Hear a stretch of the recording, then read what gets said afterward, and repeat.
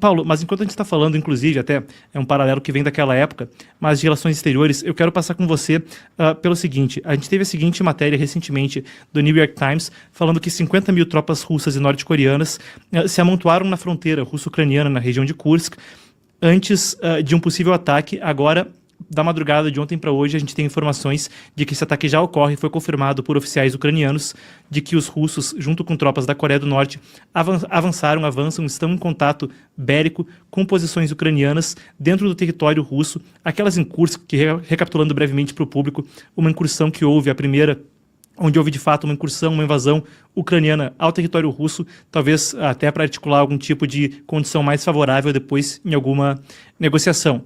Mas seja como for, nessas posições ucranianas dentro do território russo, conquistadas mais cedo nesse ano, já há enfrentamento entre, aparentemente, ao que se relata, dezenas de milhares de tropas de Rússia e Coreia do Norte e a Ucrânia. E também um desenvolvimento delicado. A gente teve informações de que, por exemplo, generais, o comandante-chefe das forças da Ucrânia falando em um momento de escalação no conflito, e claro que tudo isso ganha uma nuance a mais em termos de análise internacional com a eleição dos Estados Unidos. Gostaria de ouvir seu comentário sobre o que a gente pode esperar com uma ofensiva como essa e um combate que envolve não só a questão do leste europeu, mas também a Coreia do Norte, um país do leste da Ásia, num momento como esse de transição no governo dos Estados Unidos. Olha, Marcos, é um ponto importante, eu vou tentar ser bem sintético aqui, né, porque nós temos diversas ramificações. Agora, o que é preocupante em tudo isso, de maneira clara e objetiva, é essa participação da Coreia do Norte de maneira efetiva no conflito com soldados.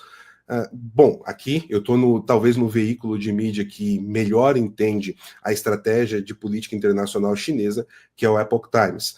E se tem uma coisa que nós sabemos é que a Coreia do Norte jamais faria um movimento como esse sem a aprovação do Partido Comunista Chinês. Em alguma medida, há uma aprovação do Partido Comunista Chinês para esse envolvimento norte-coreano no conflito lá no leste europeu. E nós sabemos que é importante para o Partido Comunista Chinês que haja um desgaste dos principais aliados dos Estados Unidos e dos próprios Estados Unidos belicamente falando. E da mesma forma que a imagem dos Estados Unidos como aliado também seja posta em xeque, tendo em vista a importância que o Oceano Pacífico e todos os países que estão nessa região têm, tanto para a China, mas principalmente para os Estados Unidos. Quando nós olhamos de maneira mais localizada dentro do conflito, eu acredito que nós temos uma situação muito parecida com o que aconteceu na Guerra da Coreia do Norte. Agora, o que me chama a atenção? Que a Ucrânia, meses antes, mais ou menos 3 ou 4 meses antes da eleição de Donald Trump, ou da própria eleição americana, começa um movimento de tomar territórios russos justamente para usar como moeda de troca. Porque era claro e evidente que a posição do Partido Republicano vindo ao poder seria a de praticamente parar a guerra sob qualquer meio. E aqui nós voltamos novamente ao Marco Rubio. O Marco Rubio deu uma declaração recentemente, inclusive ele foi um dos 15 senadores que votou contra ao pacote de ajuda que os Estados Unidos enviou, foi um dos 15 senadores republicanos aqui, melhor dizendo, e ele disse que, infelizmente, a única solução que teria para parar o conflito da Ucrânia seria com uma posição negociada. Isso significa o quê?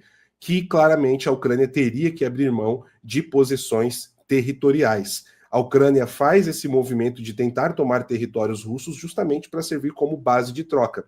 E agora nós estamos vendo esse movimento importante que os russos estão fazendo com os norte-coreanos para tentar tomar essas regiões e assim encurralar a Ucrânia na mesa de negociação.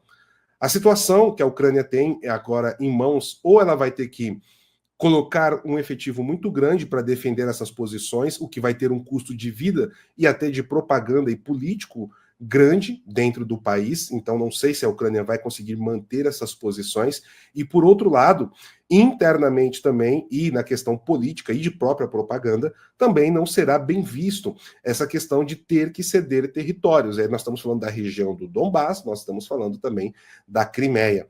É uma situação crítica e que a gente precisa olhar com cautela. Mas, aqui, não querendo fazer anacronismo histórico, mas uma situação muito similar com o que nós tínhamos em 1941. Até então, a guerra não era tratada como mundial, eram guerras regionais. Quando nós tivemos a entrada de uma superpotência como os Estados Unidos, ela se tornou mundial. E é mais ou menos o cenário que nós estamos assistindo agora.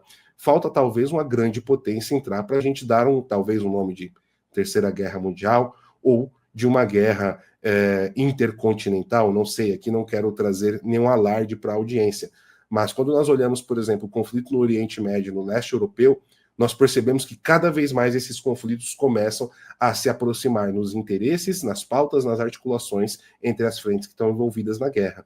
E isso é perigoso. Perfeito, Paulo. Muito obrigado. Até interessante o precedente histórico também, para abrir brevemente. Na Guerra da Coreia, a gente viu a China queria mandar suas tropas para lá para ter uma desculpa para receber armamento soviético e acabou virando aí um jogo tripartite de interesses entre Península Coreana, China e União Soviética, que a própria União Soviética queria que a guerra continuasse para enfraquecer as forças americanas no leste da Ásia e evitar um possível conflito na Europa. Bom, seja como for, Paulo, muito obrigado por conversar conosco. Sempre um prazer te receber aqui. Igualmente, Marcos, eu agradeço, estou sempre às ordens, meu caro.